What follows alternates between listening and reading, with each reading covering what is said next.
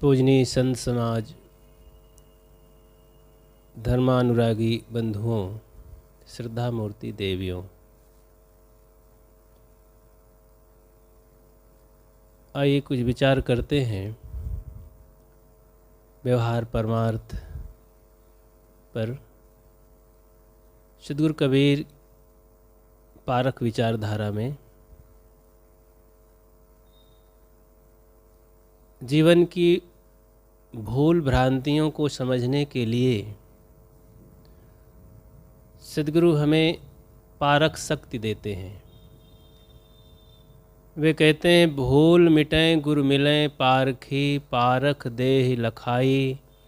कहें कबीर भूल की औषध, पारख सबको भाई। पारख परखना, परीक्षा करना, अन्वेषण करना, जांच पड़ताल करना, ये परख का अर्थ है। और वो जीव में ये शक्ति है, उसका उद्घाटन मनुष्य कर सकता है। परखता अन्य जगहों में परखता ही है। परख शक्ति चींटी के अंदर भी है, वो भी अपना आहार परख लेती है।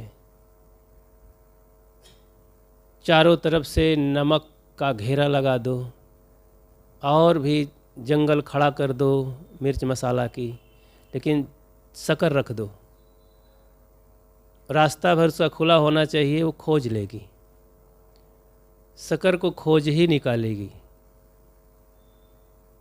एक सेठ का बच्चा एक दिन चीनी के बोरे में कलम से लिख दिया, चीनी नहीं नमक, चीनी नहीं नमक, सब में लिख दिया। सेठ था, बोरा लगा हुआ था। पिताजी ने देखा है, कहा क्या ये लड़का लिख दिया। कहीं बेटा ये क्या किया तू? कहीं चींटियों को मूर्ख बनाने के लिए पिताजी परेशान करती थी।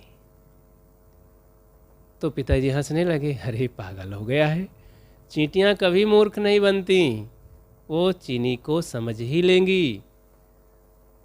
चीनी नहीं नमक ऐसा पढ़ेंगी क्या? वो उनके नाक में वे विद्या है और वो समझ जाएंगी, बोरे में आई जाएंगी। इसलिए लिखना उखना कुछ नहीं, बचाओ, ठीक ठाक रख रखाव रखो। ऐसे ही छोटे छोटे जीवों में परख शक्ति है, लेकिन ज़्यादा नहीं, थोड़ी सी है बस। मनुष्य में अपार शक्ति है, अगर वे अपनी परख को समझे जाने तो। भौतिक क्षेत्र में तो बहुत परखा, जाना, उपयोग किया, बड़ी बड़ी मशीनें बना करके, अरे धरती के सैकड़ों फीट नीचे परखता ही तो है, पानी कहाँ है, कोयला कहाँ है। आकाश में परखा, अनेक परमाणुओं को परखा, तमाम चीज़ों की परखा, क्या किसमें कितना है, सारे तत्वों को अन्वेषण किया, परीक्षा किया, जाना, समझा। धर्म के क्षेत्र में उसे कामयाबी बहुत नहीं मिल पाती है लोगों को। उसके लिए बहुत बड़ी भीड़ है कि अंधविश्वासी है, धर्म के नाम पर पोंगापंथी हैं, भटके हुए हैं लोग, और बहुत बड़ा संकट उनके सामने रहता है। इसके कारण बहुत बड़ी भूल करते रहते हैं, बहुत पीछे हो जाते हैं, यहाँ तक कि पशु से भी बदतर जिंदगी हो जाती है इस शक्ति को बिना उद्घाटित किए। अध्यात्म जगत में इसका ज़्यादा प्रयोग होना चाहिए।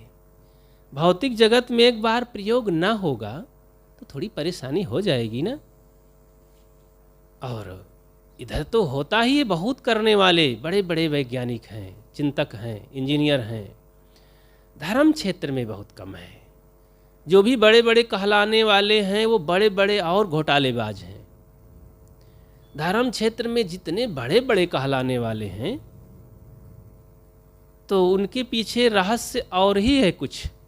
बड़े का मतलब बड़े घोटालेबाज, बड़े धूर्त, चमत्कारी और झूठे लोग, इसी में बड़े हैं वे।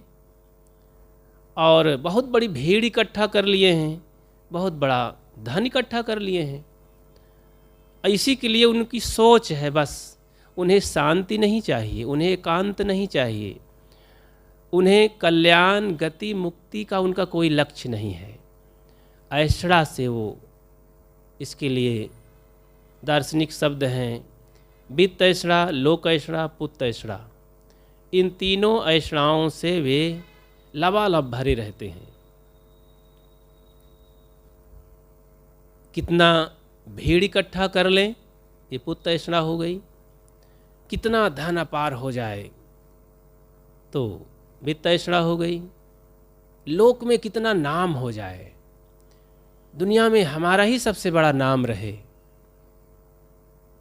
और बहुत बड़े उद्योगपति हम ही कहलाएं, हमारा ही नाम आगे रहे सब जगह, बड़े बड़े होल्डिंग बोर्डों में, टीवी में, अखबार में, बड़े बड़े अक्षरों में हमारा ही नाम रहे। ऐसी ऐषणा वाले तो क्या नहीं करेंगे, वे सब कुछ कर सकते हैं। उनके मार्ग में जो कुछ बाधा आती है सबको लीपापोती करने के लिए तैयार रहते हैं। ऐसे बड़ों की चर्चा छोड़िए, लेकिन समझना तो जरूरी है ना। ऐसे बड़ों के चक्कर में पड़ करके बेचारे भोले भाले सब मारे जा रहे हैं और भ्रमित हो रहे हैं। अनाथ, पीड़ित, असहाय लोग, गरीब लोग, बुद्धू लोग, धन से, मन से, बुद्धि से और शिक्षा से कमज़ोर हैं। ऐसे लोगों को जो लोग ठगते हैं, महाहत्यारे पापी लोग हैं, बहुत बड़ा समाज का नुकसान करते हैं ऐसे लोग। लेकिन उनका सामना कौन करे? ये राजनीति करने वाले तो उनको बढ़ावा दे देते हैं, उन्हीं के चरणों में जा कर के झुक जाते हैं और अपनी बाहर की ताकत दे देते हैं, तो और बढ़ चढ़ जाते हैं। गरीब लोग कुछ कर ही नहीं सकते हैं। जो सच्चे संत लोग हैं, आध्यात्मिक लोग, वो जाकर कर ही क्या सकते हैं? अपनी शांति को ही भंग करना होगा। ऐसे लोगों के चक्कर में पड़ने का मतलब है कि अपनी साधुता को गंवाओ, अपने संयम, सदाचार, सद्गुण, शांति, गति, भक्ति को नष्ट करो। पीड़ित हो, समाज साथ देगा नहीं, लोग इस गहरी बात को कौन समझेंगे? तो संत अपनी साधना में रहते हैं। कुछ समझदार सुज्ञ जीव, पुण्यात्मा उनको समझ पाते हैं और लाभ लेते हैं। तो भूल मिटे गुर मिले पारखी। पारखी संत भूल भ्रम का भंडाफोड़ करके लोगों तक कुछ समझ पैदा करते हैं, समझाने परखाने का प्रयास करते हैं। जब आदमी परख लेता है तब स्वयं उसको बहुत फिर प्रयास नहीं करना पड़ता। समझ भर जाए एक बार, खारिज कर देता है, फिर बहुत कुछ उसका जीवन हल्का फुल्का हो जाता है। जब तक समझता नहीं तब तक वो बेचारा बहुत भटकता है। धन से, मन से, तन से, सब प्रकार से वो नुकसान भोगता है। समझ लिया तो नुकसान में नहीं पड़ता है, वो उसे कोई ठग नहीं सकता है। इसलिए परख शक्ति जीवन में उद्घाटित करना बहुत जरूरी है। पारख बिना विनाश है। सदगुरु कबीर ने कहा कि पारस के बिना तो जीवन में विनाश है, चारों तरफ भटकेगा वो। पारख बिन परिचय नहीं, बिन सत्संग न जान। पारख के बिना आत्म परिचय नहीं होगा। अब परख नहीं है तो परिचय कैसे होगा? परख के लिए उदाहरण, एक गरीब माँ थी, पति खत्म हो गए थे, बेटा एक था, तो वो विधवा महिला अपने पति का कुछ कमाया हुआ धन छुपा के रखी थी, हीरा के नाम से रखी थी कि कभी विपत्ति काल में इसको निकालूंगी। अब इधर पति कमाने वाला नहीं रहा तो गरीबी आ गई, तो एक दिन निकाला और अपने बेटे से कहा, 8-10 साल का बेटा था, 10 साल का, कहा बेटा जाओ, तुम्हारे एक चचा हैं, वो जौहरी हैं, सोने चांदी हीरे की दुकान करते हैं, उनके यहाँ इसको बेच लाओ तो हमारा दिन थोड़ा सा खुशहाली से बीत जाएगा। कुछ दिन लेकर के गया, जौहरी देखा, देखते ही चिंतन में पड़ गया। एक युक्ति निकाला, कहा बेटा इस धन को तुम रखो, तुम्हारे पिता का मैं ऋणी हूँ, तुम्हारे पिता ने ही मुझे ये धंधा सिखाया था, तो ऐसा करो मैं इसको खरीदूंगा नहीं, अभी तुम इसको पास में रखो, मेरे यहाँ काम कर लो, थोड़ी नौकरी कर लो, मैं तुम्हें कुछ खर्चा देता रहूँगा और ये काम सीख लोगे तो जो ऋण है तुम्हारे पिता का मेरे ऊपर वो उतर जाएगा, तुम्हारे निर्वाह के लिए एक धंधा सीख लोगे। तो एक पेटी दिया, कहीं इसी में रख लो, ये तुम्हारी पेटी है और इसी में धन को, ये हीरे को रखो। बच्चा बहुत खुश हुआ, आकर माँ से बताया, माँ जी ऐसा चचा जी कह रहे हैं। कहीं ठीक है, हाँ बेटा पिता से वो सीखे थे, बहुत अच्छी बात है, ये तो हमारी गरीबी में बहुत बड़े सहायक हुए। ठीक है जाया करो। रोज़ जाने लगा, उचित मजदूरी पा करके खुशहाली से भोजन उनको मिलने लगा। साल भर हो गए, अब सेठ के यहाँ वो बच्चा उठाता धरता सोना चांदी हीरा मोती सभी रत्नों के बारे में वो ज्ञान कर लिया। साल भर में कौन असली है कौन नकली है जान लिया। सेठ समझ गया कि अब ये होशियार हो गया है। एक दिन कहता है बेटा वो भाव इस समय काफ़ी बढ़िया है हीरे का, निकालो तो इस समय काफ़ी रकम मिलेगी। बच्चा गया, अपनी तिजोरी खोला, जैसे हाथ में लिया एकदम से भौचक्का रह गया। अरे ये तो बिल्कुल कांच है, किसी 1-2 रुपये का भी नहीं है। इतने दिन से मेरी माँ इसको सजो करके रखा था, मैं साल भर से इसको पेटी में तिजोरी में बंद करके रखा। चुपचाप हाथ में लिया। इतने दिन तक आखिर चचा जी इंतजार क्यों करवाए? जिस दिन मैं लाया था उसी दिन ये कह देते कि बेटा 1 पैसा का नहीं है, नकली है, तो मैं धोखे में न रहता। क्या कारण है, चले पूछें। आए, चचा जी अरे ये तो 2 रुपये का भी नहीं है, तो कांच है, जैसे गोली होती है शीशे की, कांच की। तो कहें बेटा देखो मैं उसी दिन जान गया था कि ये कांच है, लेकिन मैं कह देता नकली 1 पैसे का नहीं है, तुम्हारी माँ और तुम निराश होते, दुखी होते और यही कहते कि गरीबी में कोई नहीं होता है। देखिए असली हीरा को धोखा दे के लेना चाहते हैं। मेरे ऊपर इल्ज़ाम आ जाता, भार आ जाता, तुम्हें सेवा का मौका भी न मिलता, जानने का मौका भी न मिलता। तो मैं सोचा तुम अपने से जब खुद एक दिन जान लोगे तो खुद ही फेंक दोगे नकली समझ के। तो उपकार भी माना वो बच्चा और कांच को पटक दिया, फूट गया, उधर फेंक दिया। तो बच्चा साल भर के बाद जब अभ्यस्त हो गया तो अपने हाथों से उस कांच को फेंक दिया, फोड़ डाला। पहले अगर कांच कह दिया जाता तो बहुत नाखुश होता, धोखा कहता, गाली देता कि मेरी असली चीज़ को, मेरी माँ की धरोहर को ये कांच बता रहे हैं, धोखा दे रहे हैं, बेईमान आदमी हैं। ऐसे ही संसार के लोग बड़े विचित्र हैं, कांच सब रखे हैं।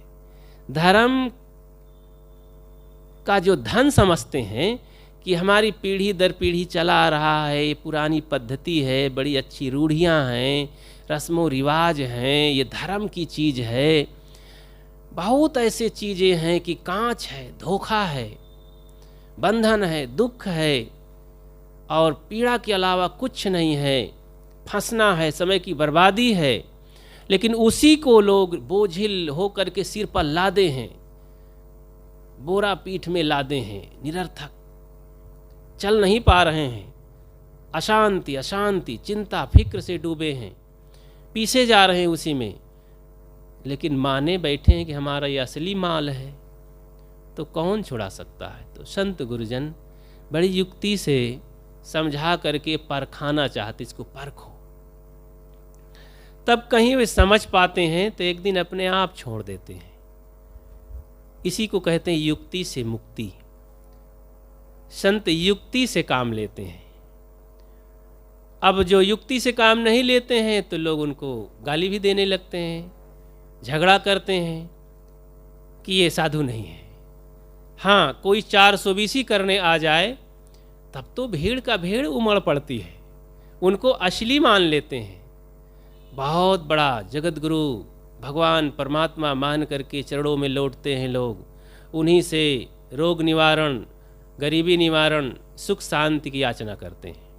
ये सब जंजाल है, मानव जाति के लिए समस्या है, बंधन है, दलदल है। दलदल में हाथी भी पड़ जाए तो निकलना मुश्किल होता है, इतना बलवान कोई है। कोई हुंकार मारे तो शायद निकल पड़े, नहीं तो बड़ा मुश्किल है। जैसे जोर लगाएगा नीचे धंसते जाएगा। ऐसे ही ऐसे भूत प्रेत और जादू मंत्र भगवान ईश्वर परमात्मा का दलदल है कि लोग जितना इसमें जोर लगाते हैं उतने नीचे धंसते जाते हैं, भ्रम में पड़ते जाते हैं, जिंदगी बीत जाती है, अशांति से रह जाते हैं। कभी कभी आप बड़े बड़े मठ मंडलेश्वरों को, शंकराचार्यों को देखे होंगे और वे उनको रोते और बिलखते भी देखा गया है भगवान के कारण। हे प्रभु कब दर्शन देंगे? इतने दिन से हम ध्यान भजन कर रहे हैं आपकी शरण में, कहाँ कहाँ क्या क्या नहीं किए हैं, कब होंगे दर्शन? ध्रुव को दर्शन, प्रहलाद को दर्शन, मीरा को दर्शन हुए, हमको कब दर्शन होंगे? बड़ी विरह वेदना से रोते हैं और पाने के लिए क्या क्या नहीं करते हैं। सखी संप्रदाय वाले तो औरत का रूप बना करके और वो क्या क्या नहीं करते हैं, नाटक, बड़ा फूहड़ गंदा भेष बनाते हैं, रहते हैं और हिजड़ा भी फेल हो जाता है उनके सामने।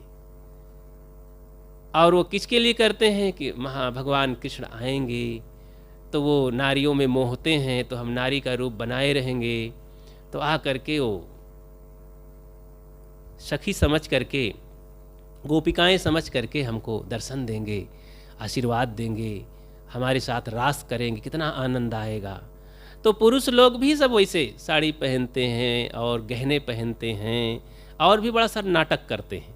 ये धर्म के नाम पर सिर्फ नाटकबाजी है। भगवान मिलेंगे, क्या मिलेगा? जिंदगी बर्बाद हो जाएगी। तो पारख बिना विनाश है, बिना परखे नाना तरह प्रकार के पूज पुजौल की पद्धतियां हैं, मान्यताएं हैं। गरीब लोग अपने ढंग से इसमें फंस करके दलदल में परेशान हैं, पीड़ित हैं, भोजन के लिए भी परेशान हैं। अमीर लोग अपने ढंग से देवी देवता भगवान ईश्वर परमात्मा, अब वो उसका खूब विलास कर रहे हैं, खूब धन लुटा रहे हैं देवी देवता के नाम पर, पूज पुजौल के नाम पर, चारों धाम में बम बम करते हैं। तो ये सब क्या है? गरीब अमीर पढ़ अपढ़ सब फंसे हैं। ये बड़े बड़े पढ़े लिखे IG DIG लोग तांत्रिकों के पास, पंडाओं के पास, ओझाओं के पास जा जा करके ही करते रहते हैं। क्या ये पढ़े लिखे लोग हैं? और यही तो सबसे ज़्यादा सकून अपसकून टोना टोटका मानते हैं। लग्जरी गाड़ी में बैठेंगे और सही छींक दिया कोई छोटा सा बच्चा तो आंती सरक जाती है उनकी। कोई सियार लोमड़ी निकल गया आगे से तो लगता है गाड़ी पंचर हो गई, रोको गाड़ी। तो ड्राइवर है तो कांच में थोड़ा से मार देता है, क्रॉस कर देता है, अंगुली चला दिया तो बाधा टल गई और फिर आगे चल देते हैं। ये भ्रांतियां हैं। भूल मिटे गुरु मिले पारखी। भूल तभी मिलती जब परखना आता है। पारखी गुरु संत मिलते हैं, उनकी संगत करके हम जीवन को काफ़ी हल्का फुल्का बनाते हैं, परख करके ही दूर से त्याग देते हैं उसको। बहुत वो निरर्थक चीज़ लगती है, सार्थक चीज़ फिर समझ में आती है। जब परख शक्ति होती है तो असलियत भी तो समझ में आती है। असलियत चीज़ यही है। देखो साधना क्षेत्र में कई बार आप नाना प्रकार के मत पंथ में देखे होंगे, सामान्य आदमी है अभी, साधु जो अभी बनावटी साधु हो गया है, साधु भी नहीं है, साधना भी नहीं जानता है, अभी नाना प्रकार के तम्बाकू बीड़ी में भी फंसा हुआ है, और रात को अपनी भैंस ढील कर दूसरे खेत में चरा लेता है, और चुपके से ठेके पर चला जाता है, एक बोतल लाता भी है, मार देता है अकेले में, चिंता मिटाने के लिए। तो सोचता है इससे चिंता हमारी मिट जाएगी, थोड़ा रिलैक्स हो जाएंगे। लुक छिप करके पाप करता रहता है, लेकिन जब लोगों के सामने आता है गुरु जी बन जाते हैं और बहुत लोगों का तरण तारण करने लगते हैं। ऐसे लोग तो गुप्त महापापी लोग हैं, समाज को धोखा देते हैं और धार्मिक हो ही नहीं सकते, बल्कि एक सीधा साधा गृहस्थ आदमी, कमाता खाता आदमी किसी को धोखा नहीं दे रहा है। जो है सो है, जानते हैं उसे सब लोग, लेकिन ऐसा बनावटी आदमी बहुरुपिया तो सबको धोखा दे रहा है। तो इनसे सबसे बचने के लिए हमें सद्गुणों की पहचान, वास्तविकता की पहचान, तत्वबोध की पहचान होना चाहिए। पूरा काल से पहचान कराने वाले रहे भी हैं। सद्गुरु कबीर ने इसको विशेष ढंग से उद्घाटित किया, जोर से दहाड़े, और बहुत आवाज़, पूरे विश्व में उनकी आवाज़ गई। इसीलिए आज जितने दिन बीत रहे हैं, सद्गुरु कबीर की उस आवाज़ से आंदोलित होकर के लोग सोचने के लिए मजबूर हैं। कहावत में भी कहा जाता है, कबीर आना कबीर पंथ में खाला का घर नहीं, आते हैं सूर नर जिन्हें दुनिया का डर नहीं। कबीर पंथ, कबीर पंथी कहलाने वाले भी बड़े लबड़पंथी हैं, कबरपंथी हैं, झगड़पंथी भी हैं। कबीर पंथी के नाम पर और लोग हो जाते हैं जो भ्रमित लोग हैं। कबीर की मूर्ति भी बना देते हैं, कबीर के समाधि भी बना देते हैं, कबीर के ग्रंथ को भी पूजते हैं, तो बहुत भ्रमित भी रहते हैं। इसीलिए गुरुदेव जी तो कह रहे थे कि ये अनुयायी लोग ही अपने महापुरुष के चेहरे में कालिख पोतते हैं। तो सब अपने अपने महापुरुषों के चेहरे में कालिख लगाते हैं, ढांक देते हैं, महिमा में, अति श्रद्धा में। अति श्रद्धा हिंसा पैदा करती है, इसलिए अति श्रद्धा नहीं, ज्ञान के साथ श्रद्धा होनी चाहिए। सद्ज्ञान हो, सही ज्ञान हो, परख का ज्ञान हो, और फिर श्रद्धा काम करेगी। अति श्रद्धा में ही तो धर्म खतरे में हो जाता है लोगों का, और फिर मार काट जो सामने पड़ जाए करते हैं लोग।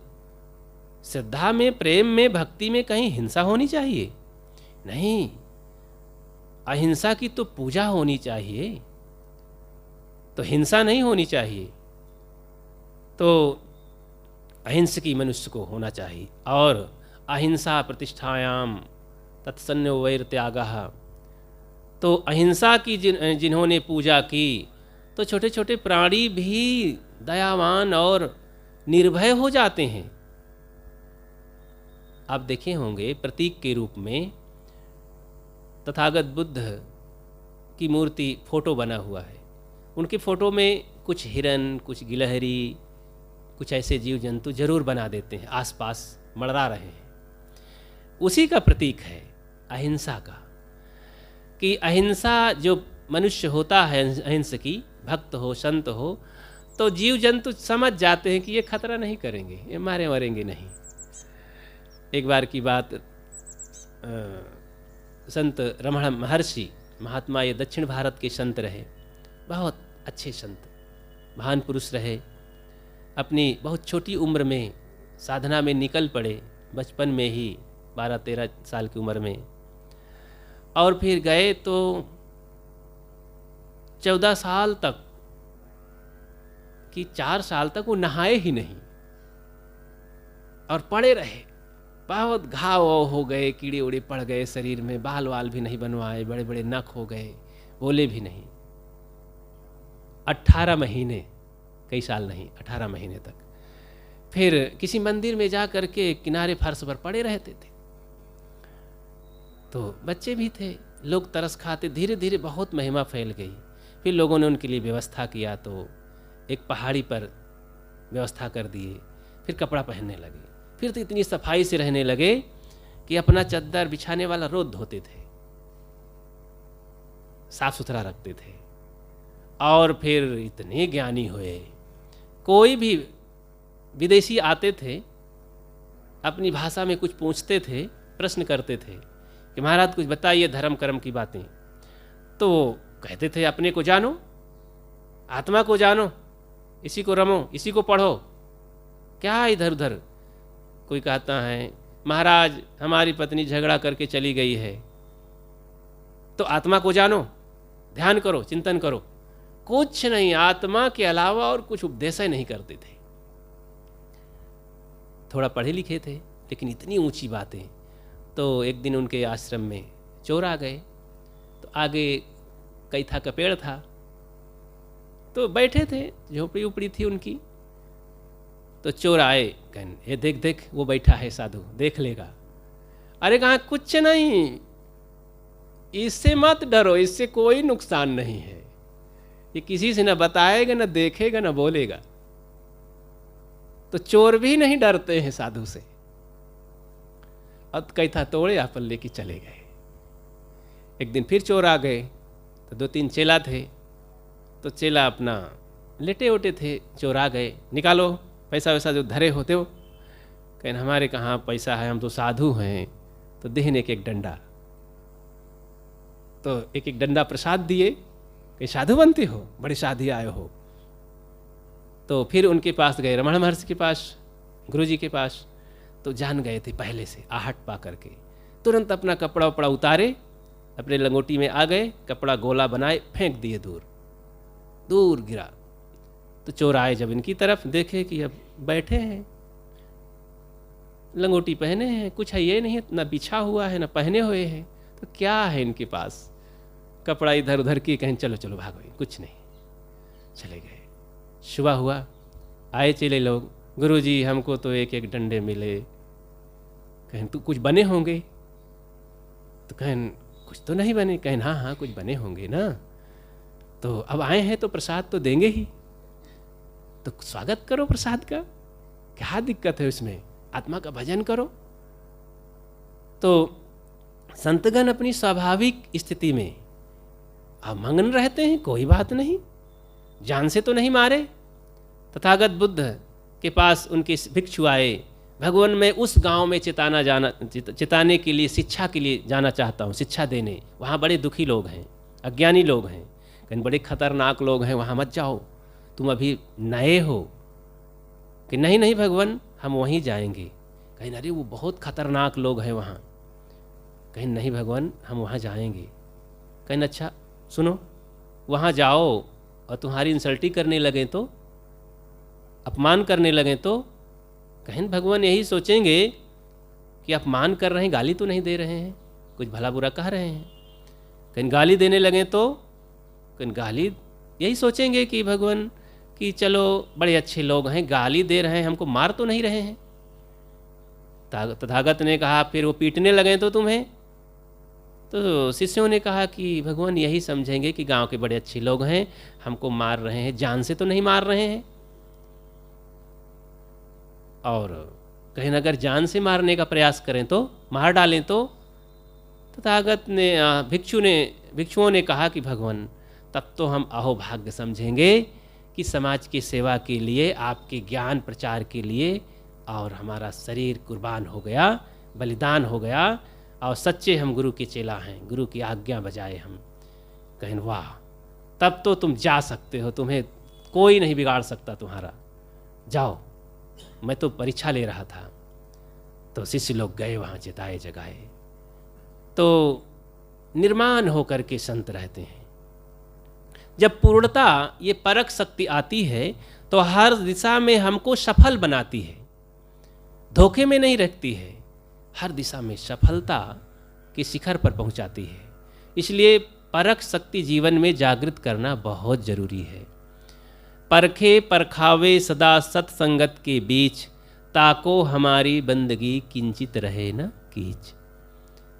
और ये शक्ति ज्ञानियों के बीच में, पारखियों के बीच में, जिज्ञासुओं के बीच में, सज्जनों के बीच में परखे और परखावे, स्वयं परखे और दूसरों को भी परखाना सीखे। सत्संग करके जीवन में कोई कचड़ा ना रह जाए, कीचड़ ना रह जाए, ऐसे लोगों की वंदना करने लायक है। वे पूजनीय हैं, वंदनीय हैं, जो परख करके जीवन के सारे कीचड़ को धो डाले। तो जीवन को धोने के लिए क्रमशः हमको ऋषिगण कुछ सीढ़ियाँ बताते हैं। योग के, भक्ति के, साधना के 8 अंग बताते हैं। उसे कहते हैं यम, नियम, आसन, प्राणायाम, प्रत्याहार, धारणा, ध्यान, समाधि। साधु लोगों को तो जानना ही चाहिए, भक्तों को भी जाने रहना चाहिए। जीवन के मल को दूर करने के लिए, गंदगी को दूर करने के लिए ये जानना बहुत ज़रूरी है, बेहद ज़रूरी है। ये नहीं जानते इन शब्दों को, इन रहस्यों को, तो फिर यही मन वहीं दौड़ेगा, भूत भवानी भैरों और नाना प्रकार के काल्पनिक उपासनाओं में, कर्मकांडों में मन भागेगा। जैसे तैसे लोग आकर ठगेंगे और गड्ढे में गिराएंगे, समय बर्बाद होगा, शक्ति बर्बाद होगी। इन चीज़ों को समझें। यम और नियम तन मन की पवित्रता का साधन है। ये दोनों, तन और मन, तन की पवित्रता के लिए और मन की पवित्रता के लिए दोनों ये आते हैं। यम कहते हैं संयम को और साधना को। जैसे अहिंसा, सत्य, अस्तेय, अपरिग्रह, ब्रह्मचर्य, इसको यम कहते हैं। अब ये क्या है, इसको हम सद्गुण भी कह सकते हैं। तो सबसे पहले अहिंसा नाम लेते हैं। अहिंसा कहते हैं हिंसा ना करना। किसी जीव को मार डाला गया और ये क्या हुआ, हिंसा हुई। न मारना, दया करना, अहिंसा हुई। तो ये तो हाथ पैर से हुआ। जुबान से भी, अपने तन मन वचन से भी अहिंसा का पालन करें, हिंसा ना करें। ये बड़ा सूक्ष्म विषय है। गांधी जी ने भी इस पर काफ़ी विश्लेषण दिया था। तो फिर संतों का ये विषय ही विशेष रहता है। तो सबसे पहले मोटा मोटी तो त्याग करें। जो जानबूझ करके कुचल देते हैं जीवों को, दुख देते हैं, उसको तो बंद करें, जीवों पर दया करें। फिर जुबान से जितना बन सके कटु, कुठार, गाली, निंदा करके हिंसा ना करें। फिर अपने मन से भी हिंसा ना करें कि उसका अनभल हो जाए, वो नष्ट हो जाएं, पीड़ित हो जाएं, दुखी हो जाएं, सत्यानाश हो जाए। ये भी एक हिंसा है। आदमी भक्त हैं, समझदार हैं, जब कह देते हैं कि इन्होंने मुझे बहुत दुख दिया है और ये फल पाएंगे, तो रात दिन यही प्रतिशोध में रहते हैं कि कब फल देखने को मिले। फल देखने के इंतजार में रहते हैं। जब कभी वो अपने दैहिक, दैविक, भौतिक दुखों से पीड़ित हुआ तो कहते हैं लो फल मिला ना, भगवान ने दिया फल, अपने कर्मों का नतीजा मिला। ये भी इंतजार ना करें। अगर हम अहिंसकी हैं तो ये सोचें, दया करें, अरे बेचारा दया का पात्र है, क्षमा का पात्र है, नहीं जानता इसलिए मुझे गाली दिया, मेरा नुकसान किया, हे गुरुदेव उन्हें सद्बुद्धि मिले, सुखी बने हो। ऐसा करने से 2 लाभ मिलता है।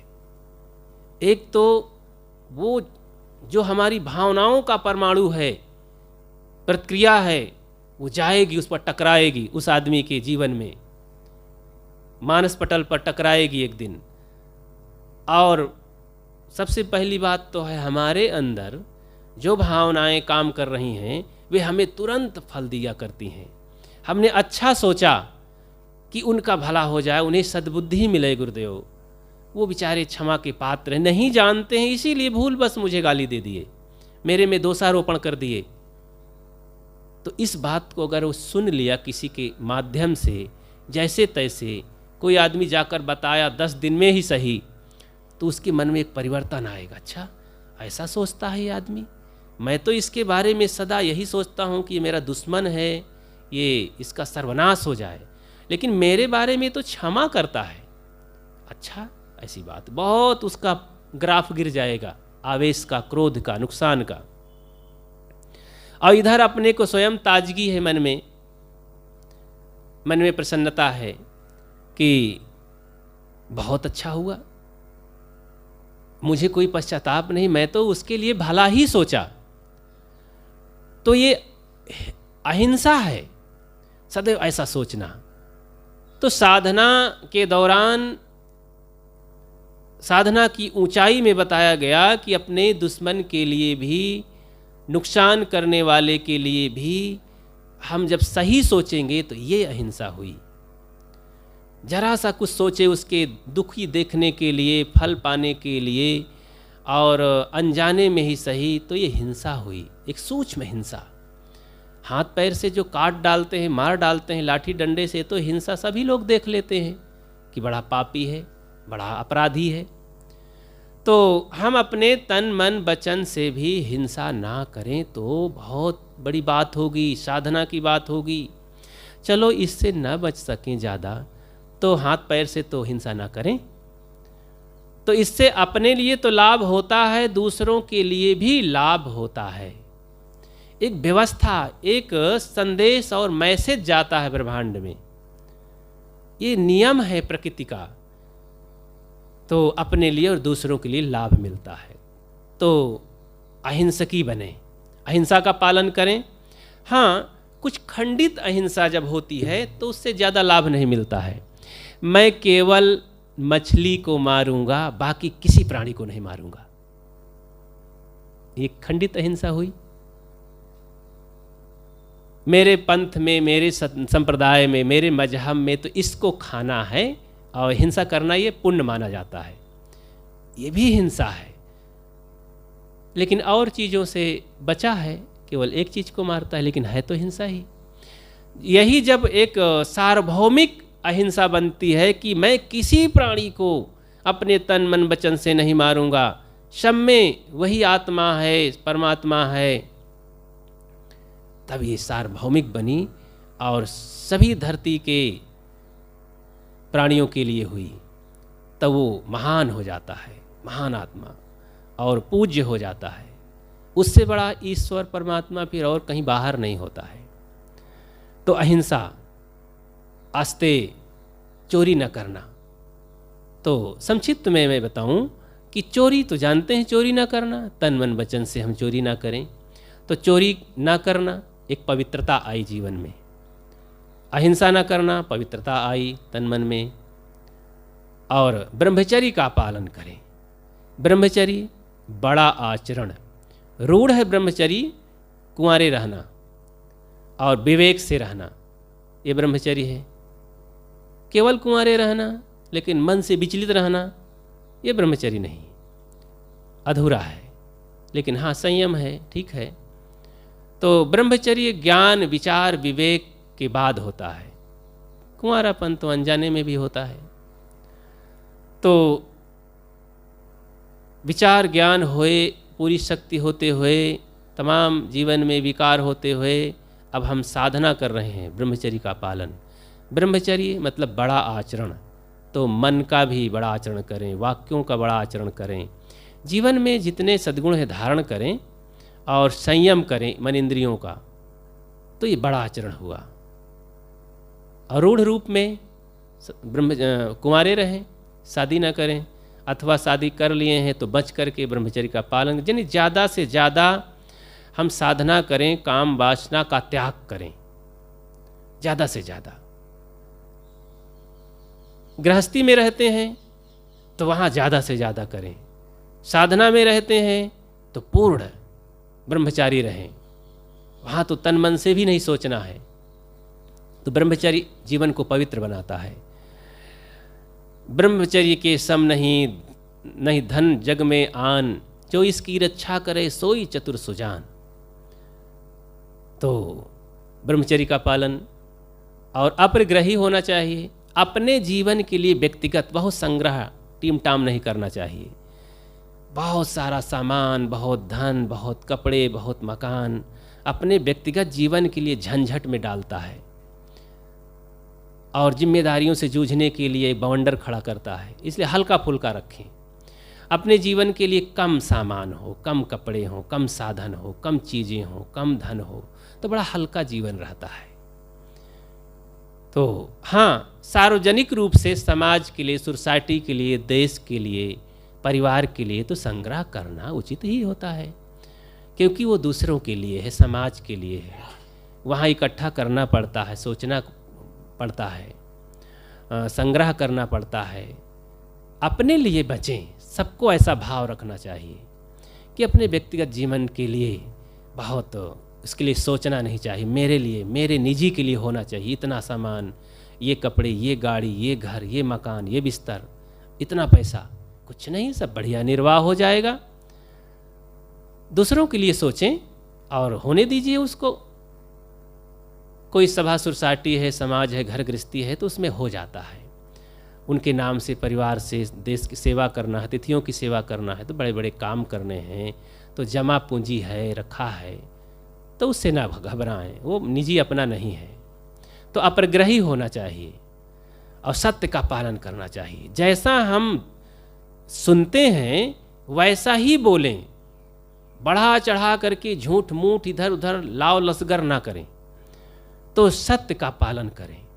तो ये यम है, ये 5 प्रकार का यम है, इससे मन तन पवित्र होता है। ऐसे नियम भी है, नियम में शौच, स्नान और भोजन की शुद्धि, ये इसमें भी 5 आते हैं। तो तन मन का संयम ही इस शुरुआती दौर में है, इसे यम और नियम कहते हैं। तब आगे फिर बात बढ़ती है आसन।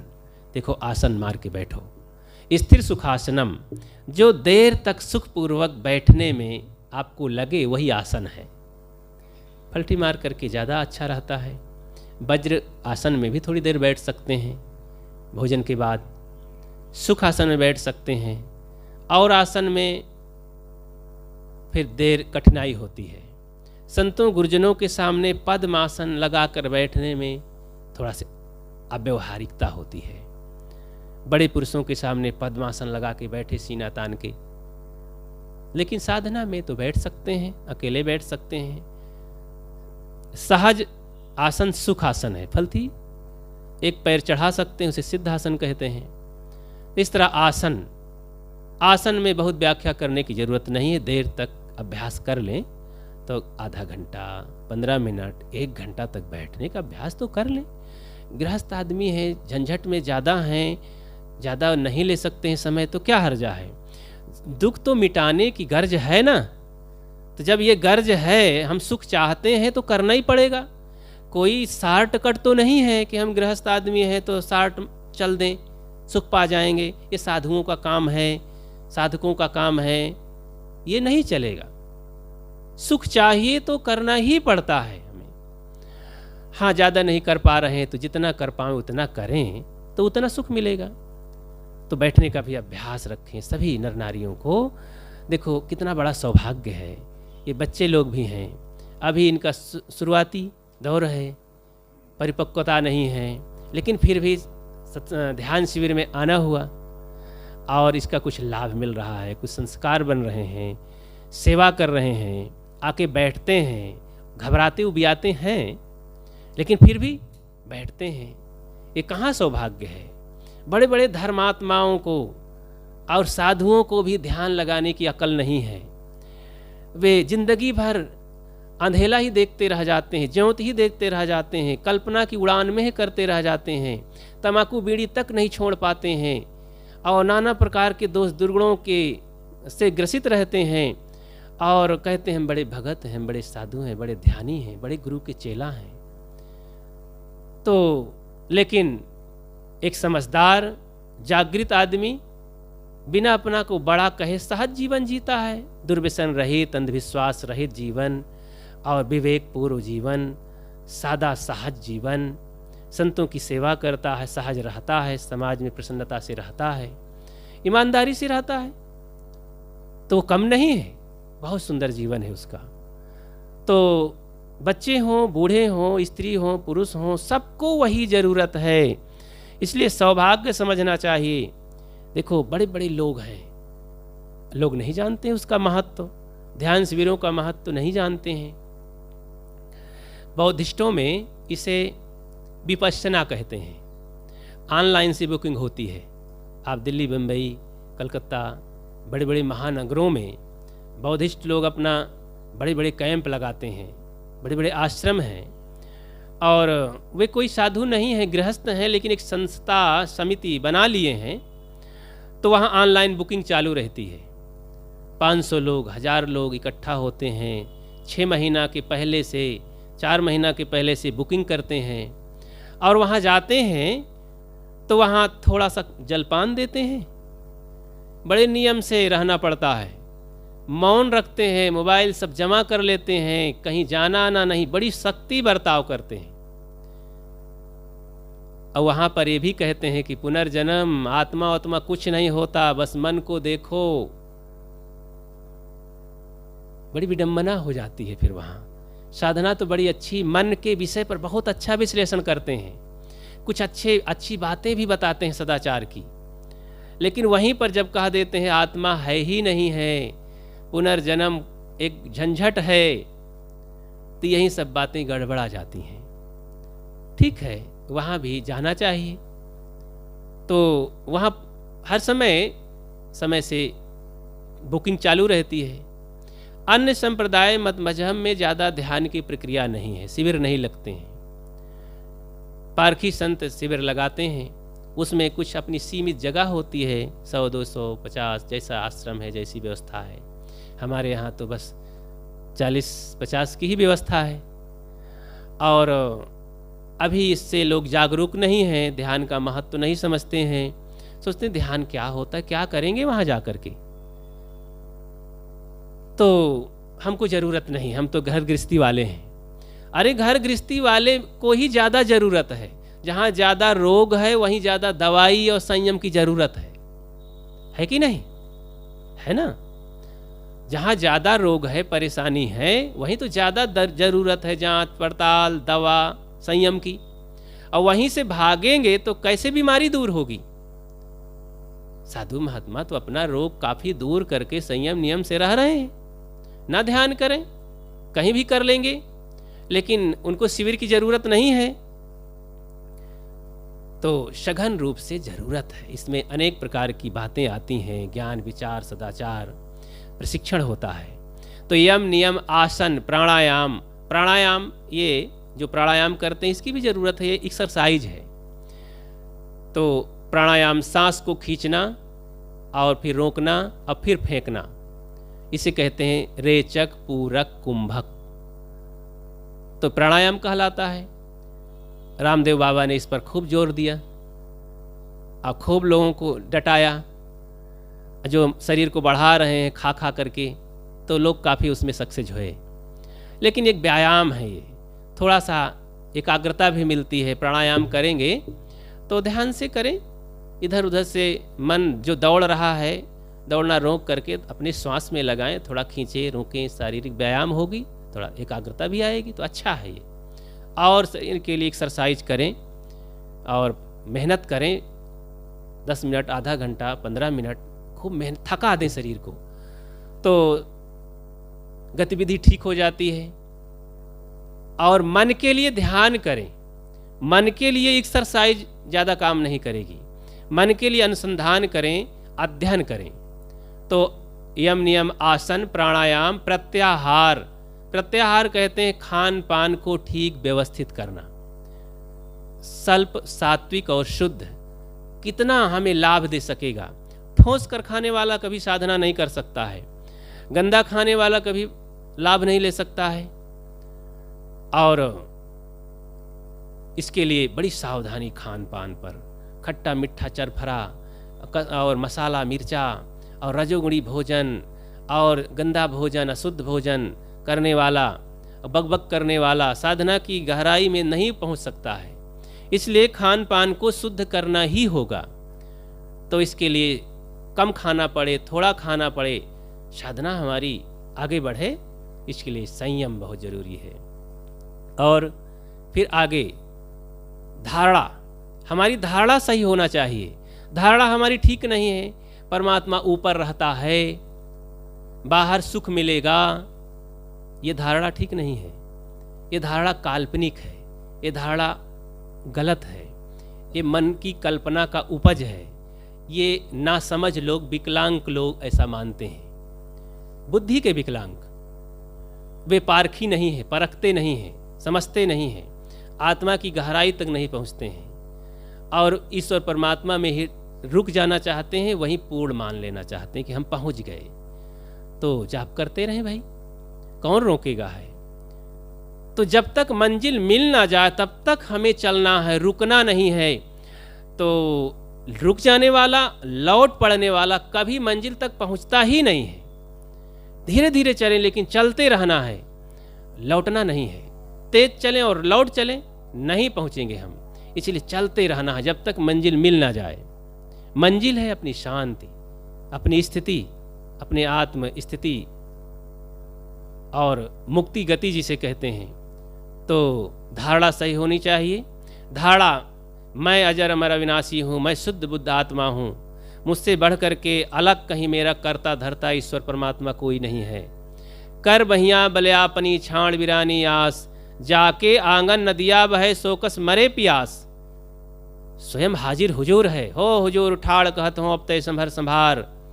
स्वयं संभालो और दूसरे को भी, अपने को भी संभलो, दूसरे को संभालो, तुम हाजिर हुजूर हो। इस बात को सत्संग करके, अध्ययन करके, ध्यान करके अच्छी तरह जान लेना है। सारे भ्रम को मिटा करके आत्मस्थितवान होना है। तो धारणा अच्छी करके ध्यान करना है। ध्यान से पता चलेगा तो समाधि अंतिम में आएगी। ये अंतिम मंजिल है समाधि, संप्रज्ञात समाधि। तो वहाँ पर कोई संकल्प विकल्प नहीं रहता है, कोई स्मरण नहीं चलता है, कोई गर्दा गुब्बार नहीं रहता है, और शांति रहता। वो साधना की परिपक्वता है। तो इस साधना को हमें जानना चाहिए। जो लोग इन बातों की कभी हवा भी नहीं लगी है, वो कहते हैं मालिक को पा गए, परमात्मा तक पहुंच गए और ईश्वर से हम दर्शन कर लिए। बातें करते हैं महाराज, हम शायद सपना में कहीं बड़बड़ाए होंगे, तो उसी को कहते हैं उनसे बातें करते हैं। एक बार तो हम परमात्मा से बातें ही कर रहे थे, 1 घंटा बात हुई। जैसे कहते हैं हमने भूत को देखा है मालिक।